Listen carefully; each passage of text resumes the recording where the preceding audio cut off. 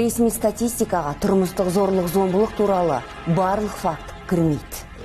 В новостную сводку и того меньше. Пережившие насилие боятся, стыдятся или прощают своих агрессоров. Взгляд журналиста должен быть объективным. Это не просто новость, это трагедия. Не будьте равнодушными. Бірақ зорлық-зомбылық эмоция емес, бұл қылмыс.